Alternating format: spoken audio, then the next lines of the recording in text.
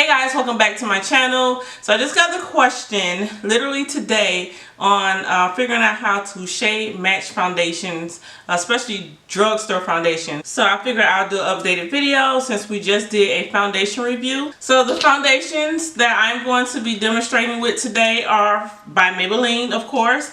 I love the matte and poreless foundations. These are foundations out of my makeup kit that I use for my clients. Normally when you go in the store, there's like 40 foundations on the wall. You don't know which color to gravitate towards. You just need to do like a process of elimination.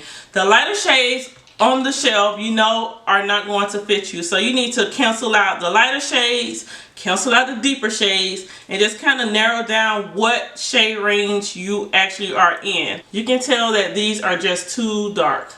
Okay, so there's no need to purchase these.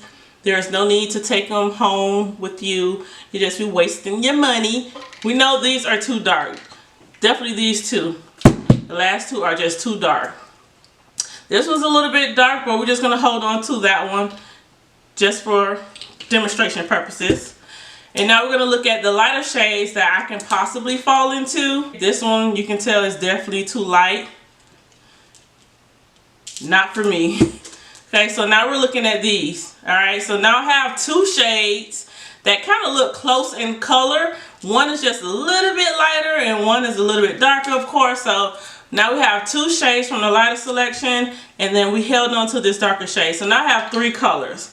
Alright, so that's the goal. You want to have at least three colors that you can pick from. If you just want to go down to two, you can go down to two foundations and purchase those, but you're going to have to purchase it. You cannot, okay, you cannot open these and try them in the store. It is not sanitary. Once I get my foundations home, or you can actually do this in the car. Sometimes I do it in the car so I can take it right back. But once I purchase my foundations, this is how you're going to test out which ones actually, you know, work for you. Okay, so I'm just going to swatch each one on my face here, just on the jawbone or jaw area right here. I'm just going to use the blending brush because it's just easier for me. And I'm just going to put a little bit on my skin. Okay. Just brush it. And I'm blending it in because if you just put it on your face, of course it's not going to blend. So that's the first color. The next color is going to be 355. And I put too much. I'm going to blend in that color.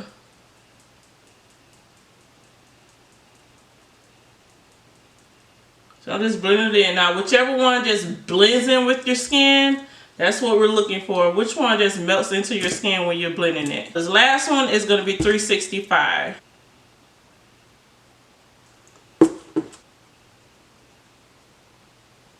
I have 1, 2, and 3 here. Now just by looking at them, I can tell you right now that this last one is too orange, too red.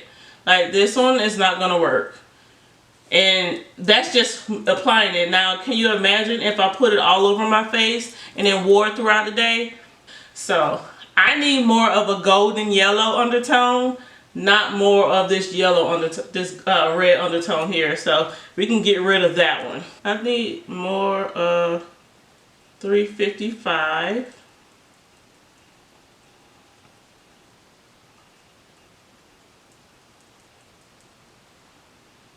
I like how 355 looks. Now honestly, I'm going to be honest with you. Now I can actually work with 340 simply because if I'm doing a full makeup tutorial, I do a lot of bronzing and highlighting. So it may work. So I'm just going to keep on blending this in.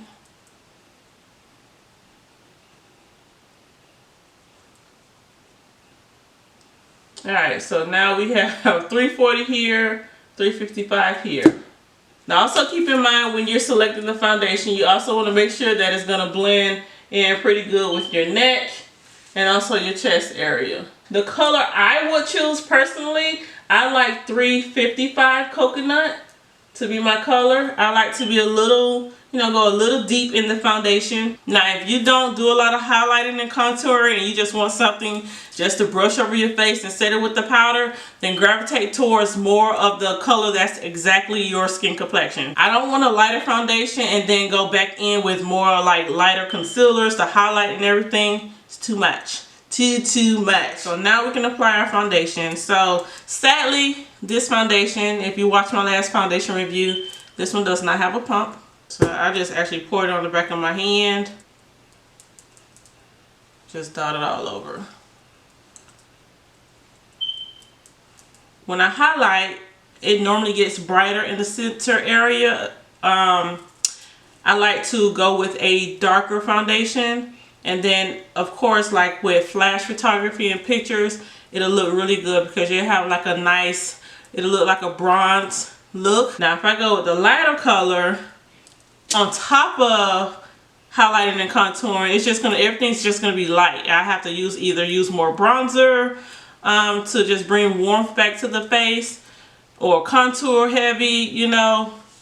It's just a lot of things that play with it, but I would prefer to go with a warmer foundation and just highlight, and it'll look good in pictures. So this foundation, I'm using a brush because this one has a little bit more coverage. A brush works really good with this one.